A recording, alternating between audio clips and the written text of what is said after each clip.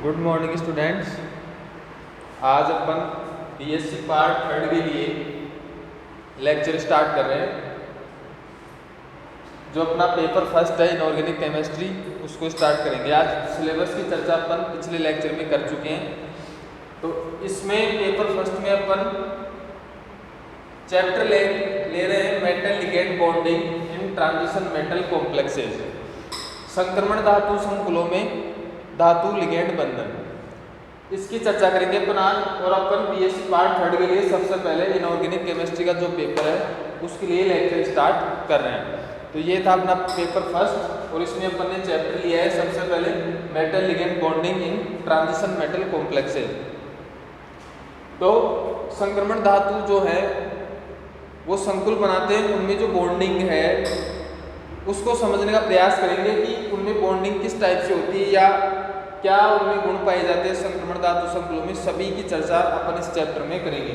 तो उप सहसंयोजन यौगिक जो है उनमें बंध समझाने के लिए काफ़ी सारे सिद्धांत जो है वो वैज्ञानिकों द्वारा दिए गए थे, लेकिन अधिकतर जो प्रयास थे वो असफल ही रहे थे लगभग, क्योंकि इसकी शुरुआत हुई थी लगभग संयोजकता बंध सिद्धांत के आने के बाद में। यानी कि संयोजकता बंध सिद्धांत के द्वारा ही शुरुआत में इसके पूर्वानुमान लगाना स्टार्ट किया था थोड़ा बहुत कि किस टाइप से बॉन्डिंग होती है संक्रमण धातु संकुलों में। तो पहला प्रयास यहाँ पे किया था उप सहसंयोजन यौगिकों के लिए बंध को समझाने के लिए पहला प्रयास किया था वर्नर ने, जो आप सेकेंड ईयर में पढ़ चुके हैं इसके बारे में। वर्नर ने सबसे पहले बताया था उप सहसंयोजन यौगिकों में किस टाइप से बॉन्डिंग होती है। अब इसके बाद में आए वर्नर के बाद में अगली थ्योरी थी, अगला सिद्धांत था वो था क्रिस्टल फील्ड सिद्धांत। Crystal field theory, crystal field सिद्धांत ये अपना मेन टॉपिक है इस चैप्टर में। क्रिस्टल फील्ड सिद्धांत, क्रिस्टल फील्ड सिद्धांत के बाद में इसी से रिलेटिव है लिगेंड फील्ड सिद्धांत जो इसी में आएगा। ये दोनों सिद्धांत जो है वो 1950-60 के दशक के लगभग प्रचलन में रहे थे, लेकिन इनके बाद भी मॉलिक्यूलर ऑर्बिटल थ्योरी जो है एमओटी ये आ गई थी, ये दोनों भी फेल हो चुकी थी।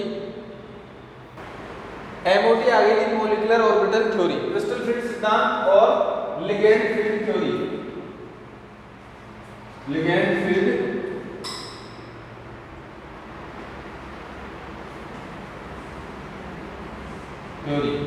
ये दोनों अपने मेन टॉपिक है इस चैप्टर में, इन दोनों को देखना है। लेकिन ये भी फेल थे। इनके बाद में अभी जो प्रचलन में है वो है मॉलिक्यूलर ऑर्बिटल थ्योरी, उप सहसंयोजन यौगिकों में बॉन्डिंग को समझाने के लिए। तो सबसे पहले अपन स्टार्ट करेंगे वीबीटी से, उसका थोड़ा बहुत जिक्र करेंगे अपन इस लेक्चर में। वीबीटी क्या थी, कहाँ से उसने क्या शुरुआत की और उससे क्या बेस मिला, आगे के जो सिद्धांत थे उनको क्या बेस मिला वैलेंस बॉन्ड थ्योरी से, और क्या कमियां थी उसकी कि वो संक्रमण धातु संकुल जो है कंपाउंड है उनमें बॉन्डिंग वगैरह उनके अधिकतर गुणों की व्याख्या करने में किस टाइप से असफल रहा।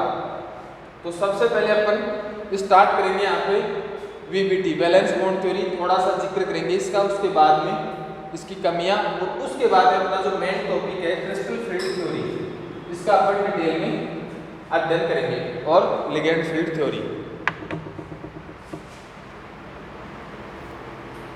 तो सबसे पहले अपन स्टार्ट करेंगे वीबीटी वैलेंस बॉन्ड थ्योरी, संयोजकता बंध सिद्धांत। तो संयोजकता बंध सिद्धांत क्या था, यानी कि सहसंयोजक बॉन्ड जो था उसकी एक थ्योरी थी इलेक्ट्रॉन युग्म धारणा, जो लुईस ने दी थी। आप भी पिछली क्लासों में पढ़ चुके, पिछले BSc second year first year में। तो लुईस डॉट स्ट्रक्चर जो थी उसकी क्वांटम यांत्रिकी द्वारा का जब व्याख्या करते हैं तो वो ही क्या था, संयोजकता बंध सिद्धांत। और आपको पता है कि संयोजकता बंध सिद्धांत का प्रयोग सबसे पहले कहाँ किया गया था, जो सरल अणु थे, छोटे मॉलिक्यूल थे, उनके लिए किया गया था। जैसे हाइड्रोजन के लिए, हाइड्रोजन में HH जो बॉन्ड होता है इसको समझाने के लिए सबसे पहले इसको सबसे अच्छे तरीके से सबसे पहले वीबीटी ने समझाया था। यानी कि दो हाइड्रोजन परमाणु के बीच की दूरी, जिसको अपन क्या बोलते थे, बॉन्ड लेंथ, बंध दूरी।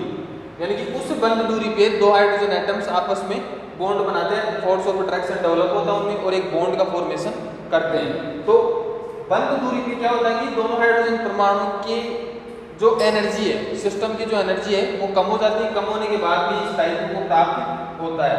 उसके बाद क्या होता है कि वीबीटी का उपयोग जो है वो बहु परमाणु पॉली एटॉमिक मॉलिक्यूल्स जो थे उनके लिए, पॉली मॉलिक्यूलर, उनके लिए इसका प्रयोग किया गया था। इसके बाद में जो सिज्विक नामक वैज्ञानिक था 1927 में,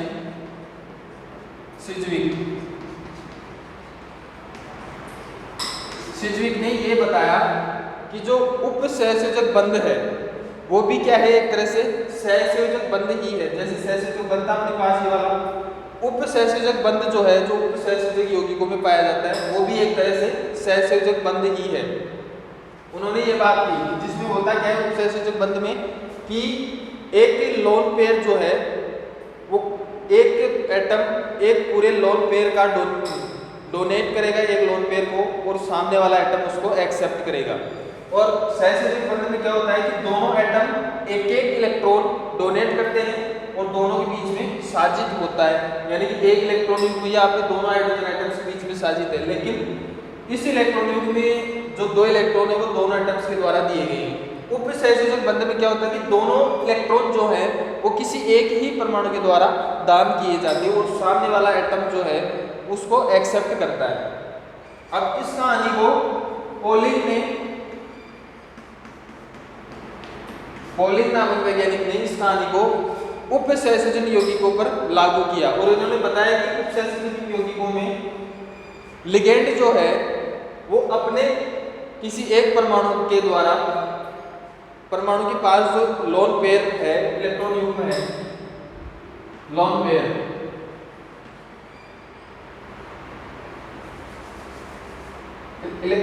लिगेंड जो है वो अपने किसी एटम के द्वारा इलेक्ट्रॉन पेयर का जोड़ा जो है वो डोनेट करता है और केंद्रीय धातु आयन जो है वो अपने पास से रिक्त ऑर्बिटल उपलब्ध कराता है ताकि वो ग्रहण कर सके। यानी कि केंद्रीय धातु आयन खाली कक्षक उपलब्ध कराता है और लिगेंड जो है वो इलेक्ट्रॉन पेयर डोनेट करता है। यानी कि इलेक्ट्रॉन पेयर जो है पूरा का पूरा वो किसी एक एटम के द्वारा दिया जाता है और सामने वाला एटम उसको एक्सेप्ट करता है, उसके लिए रिक्त कक्षक जो है वो उपलब्ध कराता है। तो इस टाइप से बॉन्डिंग होती है उपसहसंयोजन यौगिकों में और इसको बताया किसने, पॉलिंग ने। यानी कि उपसहसंयोजन यौगिक की शुरुआत एक तरह से वीपीटी के द्वारा ही मानी जाती है। यानी कि वीपीटी भी क्या, उपसहसंयोजन कोऑर्डिनेशन बॉन्ड जो है वो एक तरह से कोवेलेंट बॉन्ड ही है। फर्क सिर्फ इतना है कि यहाँ पे कोवेलेंट बॉन्ड में दोनों इलेक्ट्रॉन दोनों एटम्स के द्वारा दिए जाते हैं, यहाँ पे क्या होता है कोऑर्डिनेशन बॉन्ड में कि दोनों इलेक्ट्रॉन किसी एक एटम द्वारा ही डोनेट किए जाते हैं। सामने वाला एटम जो है उसको एक्सेप्ट करने के लिए रिक्त ऑर्बिटल जो है, एम्प्टी ऑर्बिटल प्रोवाइड करवाता है उसको। तो इसके बाद अपन 3-4 थ्योरीज है इसकी, वीबीटी की 3-4 नियम है वो क्रम से पढ़ेंगे कि क्या कहती है वीबीटी उपसहसंयोजन यौगिकों के लिए। तो वीबीटी का पहला नियम था कि केंद्रीय धातु परमाणु जो है वो लिगेंड की संख्या के जितने खाली कक्षक उपलब्ध कराता है, जितने लिगेंड हैं उतनी संख्या में केंद्रीय धातु परमाणु खाली कक्षक प्रोवाइड करवाता है। केंद्रीय धातु परमाणु या आयन, केंद्रीय धातु परमाणु लिगेंड की संख्या के जितने, लिगेंड की संख्या के जितने रिक्त कक्षक उपलब्ध करवाता है, उपलब्ध करवाता है।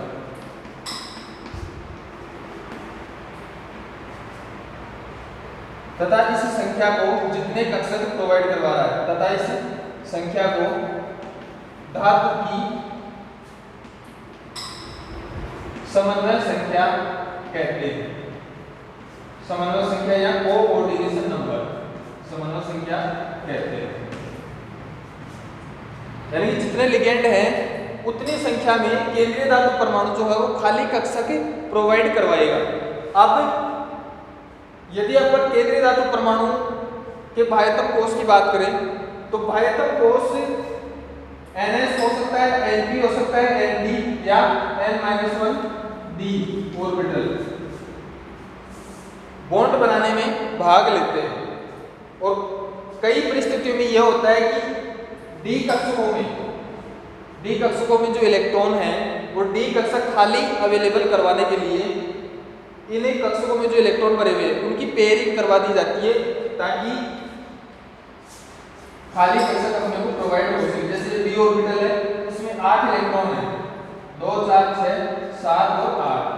अब कुछ परिस्थिति में होता है कि खाली ऑर्बिटल प्रोवाइड करवाने के लिए इन्हीं इलेक्ट्रॉनों का इन्हीं कक्षकों में पेयरिंग करवा दी जाती है ताकि अपने को खाली ऑर्बिटल प्राप्त हो सके कोऑर्डिनेशन बॉन्डिंग के लिए। इसका पहला नियम ये था, यानी केंद्रीय धातु परमाणु लिगेंड की संख्या के जितने रिक्त कक्षक उपलब्ध करवाता है तथा इस संख्या को जितने प्रोवाइड करवा रहा है धातु की समन्वय संख्या कहते हैं, कोऑर्डिनेशन नंबर कहते हैं। VBT का दूसरा नियम था कि केंद्रीय धातु आयन के जो खाली ऑर्बिटल होते हैं ये आपस में संकरित होकर एक बंदी कक्षकों के एक नए समूह का निर्माण करते हैं कि नए टाइप के ऑर्बिटल्स का फॉर्मेशन करते हैं संकरित होकर सभी खाली कक्षक। तो और ये जो संकरित होने के बाद नए कक्षकों का जो समूह प्राप्त होता है इनकी एक निश्चित दिशा होती है, निश्चित दिशा को वरीयता देते हैं, यानी कि और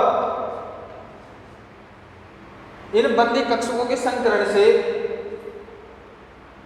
बंदी कक्षकों का जो नया ग्रुप प्राप्त हुआ अपने को उनकी निश्चित दिशात्मक विशिष्टता पाई जाती है। जैसे अपन इनमें संकरण होता है विशेषकर sp sp2 sp3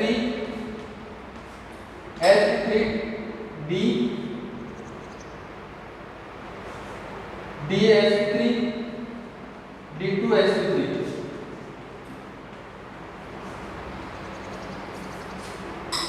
sp3 sp sp2 sp3 sp3d dsp3 d2 sp3 इस टाइप से संकरण पाया जाता है जिनमें जो नए ग्रुप बने अपने पास नए ऑर्बिटल प्राप्त हुए हैं संकरण के द्वारा।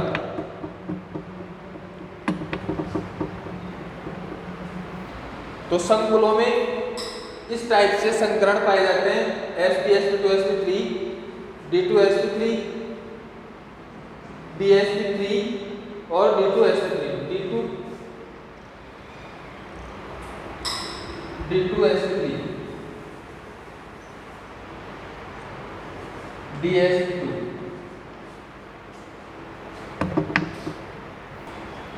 अब कक्षकों के ये ऑर्बिटल्स के संकरण का जो संबंध होता है वो इनकी ज्यामिति से होता है, संकुलों की जो ज्यामिति होती है उनसे सीधा संबंध होता है संकरण का। यानी कि अपन एक छोटी सी सारणी बनाएंगे, उससे किसके बीच में समन्वय संख्या संकरण और ज्यामिति। यानी कि अगर अपने पास समन्वय संख्या 6 हो, यानी कि खाली कक्षक प्रोवाइड करवा रहा है केंद्रीय धातु आयन कितने 6, यानी कि इससे 6 लिगेंड जुड़े हुए हैं, तो संकरण कौन सा होगा 6 के लिए, समन्वय संख्या 6 के लिए संकरण होगा d2 sp3 और समन्वय संख्या 6 के लिए या अपन बात करें d2 sp3 के लिए ज्यामिति होती है ऑक्टाहेड्रल अष्टफलकीय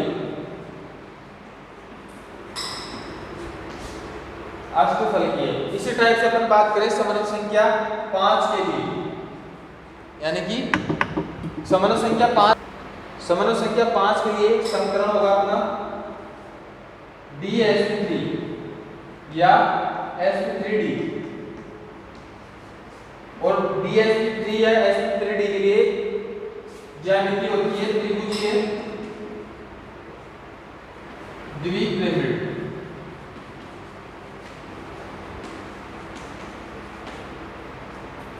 इसी टाइप से समन्वय संख्या 4 के लिए संकरण होगा अपना dsp2 और ज्यामिति होगी वर्गाकार। समन्वय संख्या 3 के लिए संकरण होगा अपना sp3 समारोह संख्या 3 के लिए संकरण होगा अपना, वापस अपने एक बार समारोह संख्या 4 के लिए एक कंडीशन और होती है अपने पास। समारोह संख्या 4 हो तो उसमें संकरण sp3 और ज्यामिति होगी अपनी चतुष्फलकीय।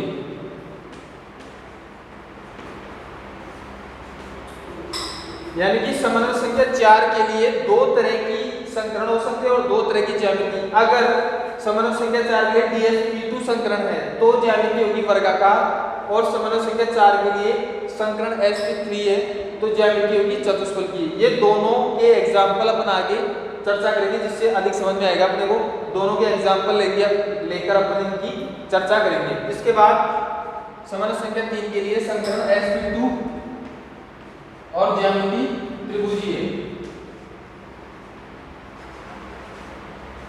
समारोह संख्या 2 के लिए संकरण होगा sp और ज्यामिति सरल रेखीय लाइनीय है, सरल रेखीय। तो इस टाइप से समारोह संख्या, संकरण और ज्यामिति एक दूसरे से संबंधित होते हैं, रिलेटिव होते हैं।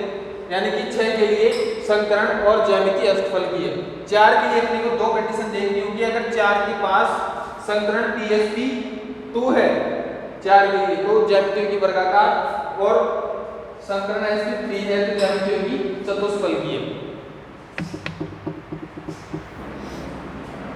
तीसरा नियम था इसका VPT का कि धातु परमाणु के जो संकरित कक्षक हैं और लिगेंडों के कक्षकों में जो इलेक्ट्रॉन पेयर के बीच में जो अतिव्यापन से सिग्मा बॉन्ड फॉर्मेशन होता है। यानी कि कहने की बात है केंद्रीय धातु परमाणु के संकरित कक्षक और लिगेंड के कक्षकों के बीच में अतिव्यापन से सिग्मा बॉन्ड का फॉर्मेशन होता है।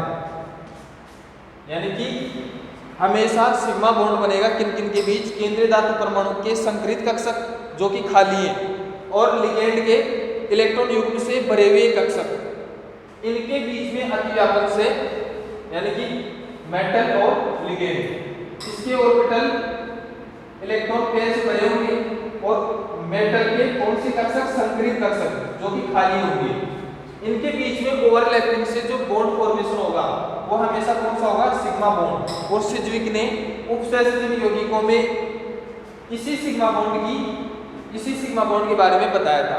यानी कि सिज्विक ने इन्हीं सिग्मा बॉन्ड के बारे में चर्चा की थी कि मेटल और लिगेंड के बीच में जो बॉन्ड फॉर्मेशन होता है संकरित कक्षक और भरे हुए इलेक्ट्रॉन युग्म से भरे हुए कक्षक लिगेंड के, इनके बीच में ओवरलैपिंग से जो बॉन्ड फॉर्मेशन होता है वो कौन सा होता है, सिग्मा बॉन्ड। और चौथा नियम था इसका VPT का चौथा नियम था इसका, यदि लिगेंड के पास पाई बॉन्ड बनाने के लिए यदि ऑर्बिटल भी प्रेजेंट है, लिगेंड के पास पाई बॉन्ड बनाने के लिए ऑर्बिटल भी अगर प्रेजेंट है तो ये क्या करता है, मेटल के पास जो d ऑर्बिटल है उनका उपयोग करके उनसे अतिव्यापन करके पाई बॉन्ड का फॉर्मेशन कर देता है। जिससे क्या होगा कि सिग्मा बॉन्ड के फॉर्मेशन से जो केंद्रीय धातु परमाणु पर इलेक्ट्रॉन घनत्व एकत्रित हुआ था वो कम हो जाता है, इलेक्ट्रॉन घनत्व कम हो जाता है केंद्रीय धातु परमाणु पर पाई बॉन्ड की फॉर्मेशन से, और उससे क्या होता है, बंध अधिक प्रबल बनता है और लिगेंड और मेटल दोनों उदासीन हो जाते हैं। कब, पाई बॉन्ड फॉर्मेशन से उदासीन हो जाते हैं, बंध अधिक प्रबल बनता है और दोनों स्थायित्व को प्राप्त, यानी संकुल जो बन रहा है वो स्थायित्व को प्राप्त होता है। ये 4 नियम थे VPT के जो उपसहसर्जन यौगिकों में बॉन्डिंग को बताने के लिए दिए गए थे। अब ये कहाँ सफल रहा कहाँ असफल रहा इसकी अपन थोड़ी सी चर्चा करते हैं उसके बाद में।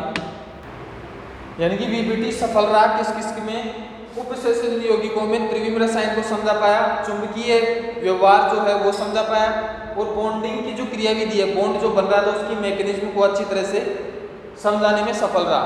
और इसने चुंबकीय व्यवहार को समझाने के लिए जैसे अपन क्या करते हैं, ऑर्बिटल्स में अनपेयर्ड इलेक्ट्रॉन जो है अयुग्मित इलेक्ट्रॉनों की संख्या निकाल लेते हैं जिसका चुंबकीय आघूर्ण से सीधा संबंध होता है, और उसकी सहायता से अपन बता देते हैं कि संकुल अनुचुंबकीय या प्रतिचुंबकीय है। ये थी इसकी सफलताएं। और अब VPT की सीमाएं, यानी कि ये कहाँ असफल रहा, किन किन चीजों के एक्सप्लेन करने में, किन किन गुणों को एक्सप्लेन करने में ये असफल रहा, उनकी अपन डिटेल में चर्चा करेंगे। कोऑर्डिनेशन कंपाउंड जो है उनमें कोऑर्डिनेशन बॉन्ड को समझाने के लिए वीबीटी कहाँ कहाँ असफल रहा, उसकी क्या क्या सीमाएं थी, किन किन गुणों के बारे में वीबीटी नहीं बता पाया, उनकी अपन डिटेल में अगले लेक्चर में चर्चा करेंगे। धन्यवाद।